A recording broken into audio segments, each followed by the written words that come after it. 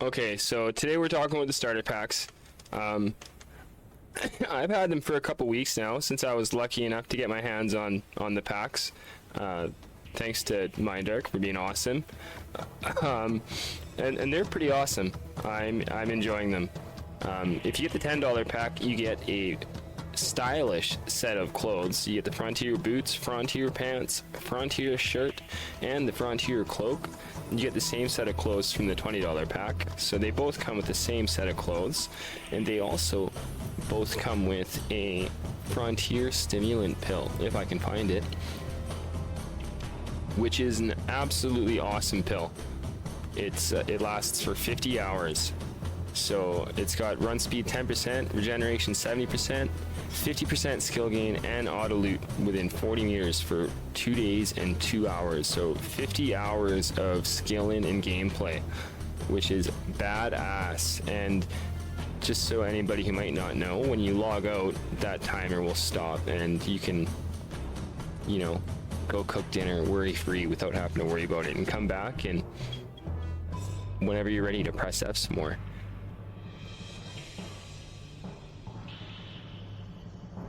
Okay, he's getting all the oil.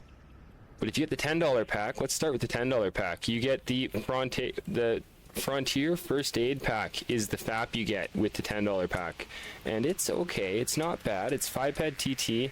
It does 12.9 to 17.1 heal interval. And it's got good durability. And mine's got really bad tier increase rate. So it's not the best. You can compare it to the Vivo S10, and it's, you know, 14.2 to 19 compared to 12.9 to 17.1. Except the Vivo S10 is a heal over time. But since you already have a Vivo S10, and you know you don't really need this FAP, it's kind of a big meh. But it's all right. I don't know. I'll probably use it up and then put it on a shelf and add it to my collection. Or you can just TT it, whatever. But then with the $10 pack, you also get the Frontier armor set, which is pretty snazzy. So the Frontier, where is it? Where's my set there? You put the Frontier starter set. So with this, you get 8% run speed increase, which is pretty awesome. And you can wear your squid suit with it if you want, and then you get that run speed boost up to 25%, already over the max with just the starter pack armor. The $10 pack armor is just already at run speed max, which is sick. And then if you don't like your squid head, you just gotta wear your face mask Twin Edition if you got one, and that fixes that. Of course, you gotta put on the shades to make things look a little bit better too. And then they've fixed it so you can wear your cloaks and stuff over the armor again, which is flipping awesome. I'm really glad they fixed that. I like to roll around with the backpack. I think it looks pretty dang good. But yeah, so you can hit the max run speed with just the squid suit and the armor buff, the set bonus, which is pretty fantastic. If you don't have the squid suit, maybe you got the hammer, that brings you up to 18%, which is pretty close. You're still pretty quick. So that's all right. And then the protections on it are negligible. It's really small. They might be nice for the small Calypso robots. You got your 2 burn, 2 cut, 3 impact, 2 pen, 2 stab. So I mean, it's pretty much the same as the adjusted Harrier from the old starter packs. But that's pretty good. I like it for the run speed boost. Like I said, once you got the squid suit on, you don't need the hammer, so you can put the hammer away and run around. Max boost. Let's go. And it's got a whopping 20,000 durability, which is crazy. So this armor is super eco, but only a portion of your decay from armor decay goes into a mob, into the loot. So the most eco armor is no armor. But at 20k durability, you could probably even get away with sweating in this armor, if we're honest. And then, of course, most importantly, the starter pack comes with the Frontier hunting rifle and the Frontier combat knife. The Frontier hunting rifle has a whopping 65% efficiency. They both do. They all do. All the weapons from the new starter packs have that 65% efficiency, which is pretty unheard of. The hunting rifle has 100 ammo burn, exceptional durability. Same with the knife, exceptional durability, and 49 ammo burn, which means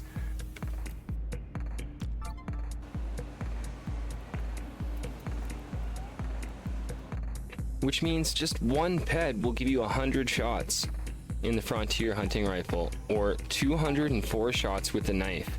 So that'll go a long ways if you really want to spread out your ammo, for sure.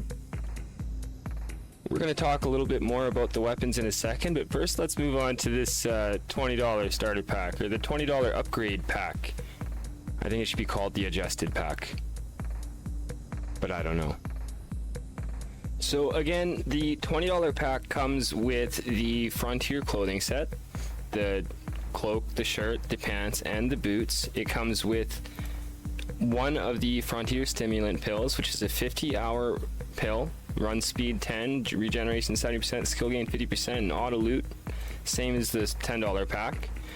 As a nice little bonus, the $20 pack comes with this Frontier 4x4, and it also comes with everything you need to keep her running, which is pretty dang awesome. So with the Jeep, you get yourself a Frontier vehicle repair tool, you get 1 ped of welding wire, 5 ped of oil, and of course your first aid pack, which we'll talk about in a second. But that the Frontier vehicle repair with 1 ped of welding wire gives you a whopping 1,250 clicks with your repair tool. So you'll be able to repair your Jeep all day long. That won't be an issue at all. 5 ped of oil will be absolutely plenty. Absolutely plenty for quite some time. It'll definitely get us around. So that's pretty snazzy. It's a good little Jeep.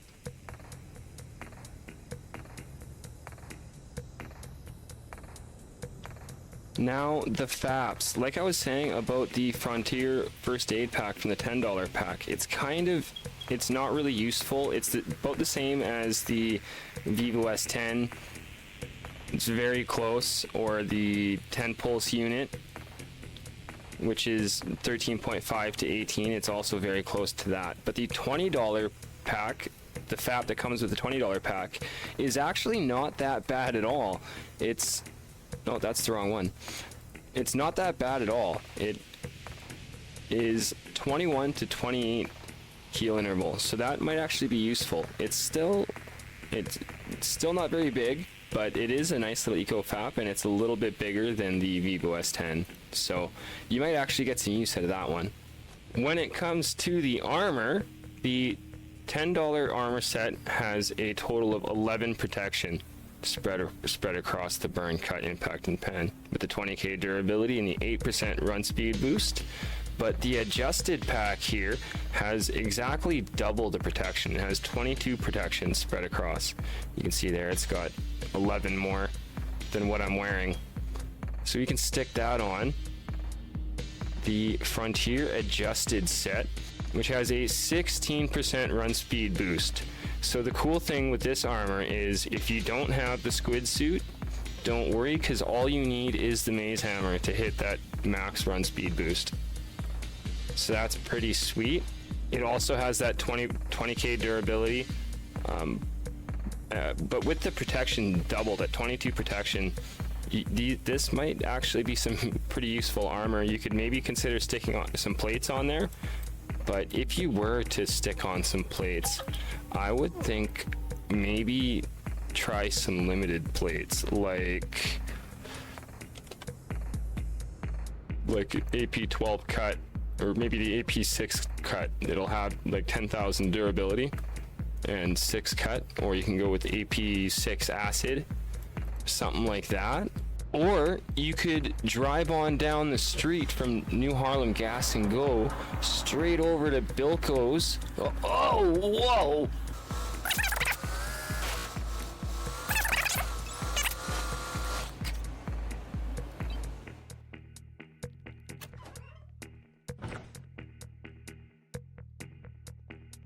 And come do a little armor plate shopping.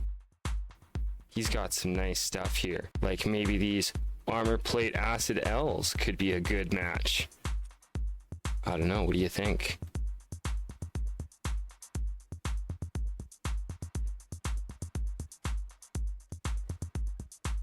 Wow, he's even got the nano cubes here for sale at 101% right next to the crafting machine. That's snazzy. Wow, Bilko's got the best shops. But let's get back to the good stuff, the weapons. The $20 pack also comes with the adjusted version of the Frontier Combat Knife and the Frontier Hunting Rifle. So the adjusted knife has 7.2 DPS and the rifle is sitting at 8.0 DPS. But we're going to compare all 4 of them so you can get a little bit better of an idea of what's what. Okay, so first let's talk about the efficiency. Sitting at 65% efficiency, all of 4 of these weapons are fantastic. The average weapon that you're going to find in Entropia is going to have like 58% efficiency.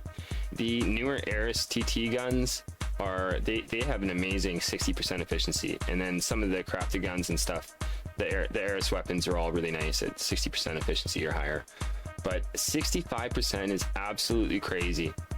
And if you want to find anything with a higher efficiency or even close to the same efficiency as that, you're gonna end up spending hundreds, if not thousands of dollars to get something that's comparable.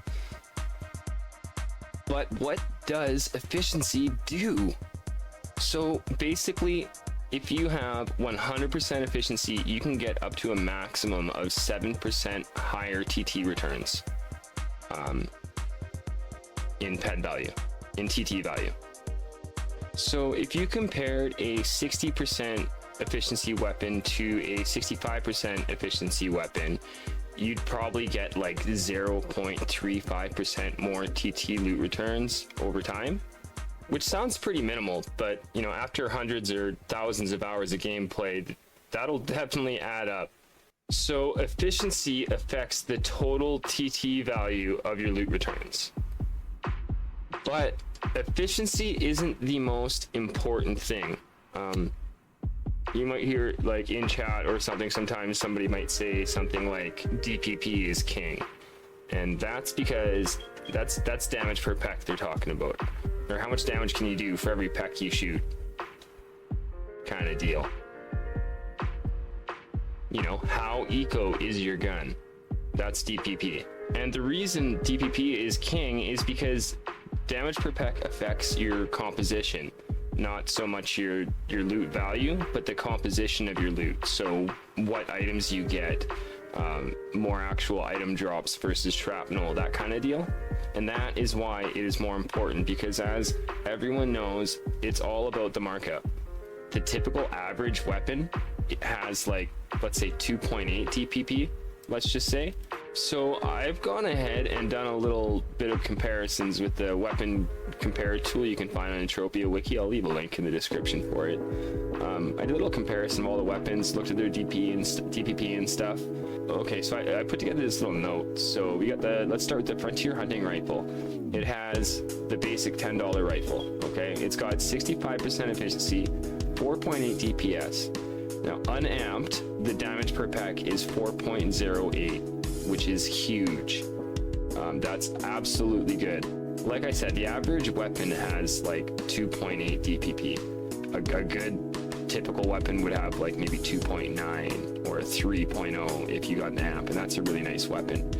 But the Frontier Hunting Rifle, just unamped, has 4.08 DPP, which is amazing. Absolutely amazing. If you stick the Syncadus amp on there, you might notice the efficiency jump up, but you're hurting your DPP. It's going to go all the way down to 3.8, which is still really good. And you could throw on a Omegaton B101, the limited amps that drop on Calypso from the low-level robots and such. Then that'll give you 3.88 DPP, which is still okay. It'll give you a little bit of an extra damage buff. With the combat knife, the Frontier combat knife, unfortunately, this one is too small to use any amps on. But just like the Frontier hunting rifle, putting an amp on it anyways, it would just lower the DPP, so you don't really want to do that. But it's got, the Frontier combat knife has the best DPP out of all 4 weapons. It's got 4.10 DPP. So this is the smallest weapon and only 3.9 DPS, but it's by far the most eco, and it has the highest DPP and stuff. So when you're solo hunting the punies and stuff, this knife's the way to go for sure. Okay, the Frontier hunting rifle adjusted, 65% efficiency, 8.0 damage per second. And then without an amp, it has 3.81868 DPP. So it's got 3.81 DPP. It's a lot lower than the basic $10 pack weapon, which are at above 4. With the Syncadus, you drop down at 3.7. Omegaton B101, you drop down at 3.72 DPP. And then I threw in a couple other amps in there. You got your laser amp, your Road Monkey laser amp MK1 would bring you down at 3.62 DPP. And with the R-Matrix 4B that everybody seems to be using, that brings you all the way down to 3.53 DPP. So it bumps your efficiency up to like 65%, but I don't know. Is it worth it? I don't know. And then the Frontier combat knife adjusted. Again, it's too small for any amps, unfortunately, that I know of, but it's got 3.83 DPP. So the hunting rifle and the combat knife adjusted, they're a lot bigger. They're about twice as big as their basic counterparts, but you lose in the DPP. And then the $10 weapons, the $10 pack weapons, they are outstanding. With 4.08 unamped on the hunting rifle, 4.10 on the combat knife. These are super eco. If you're not in a rush, that's the way to go. I don't know. So, make up your own mind, but I kind of think you might even be smart to get both packs. And then we got just one more thing to talk about, and that is the tiering. So if you want to upgrade your tier, do the tier upgrade on the Frontier hunting rifle or the Frontier hunting rifle adjusted, it's going to cost a shit ton of materials. It's in my mail.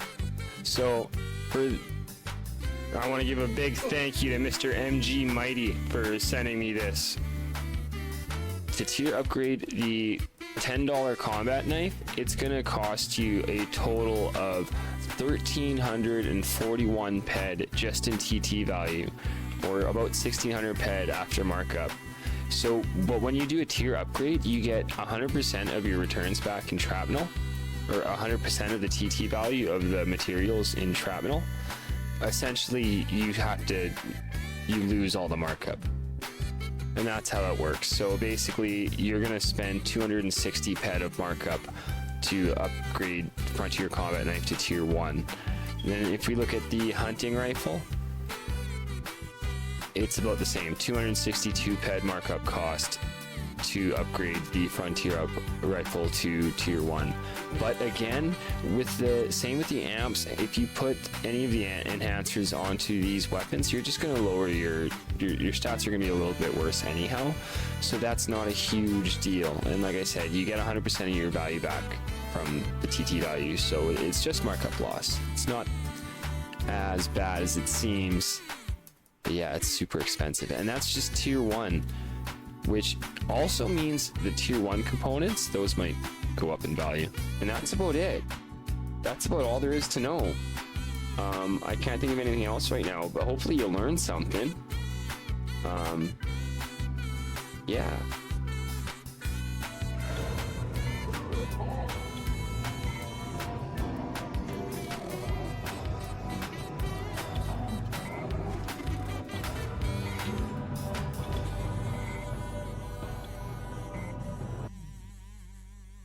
Oh, bro.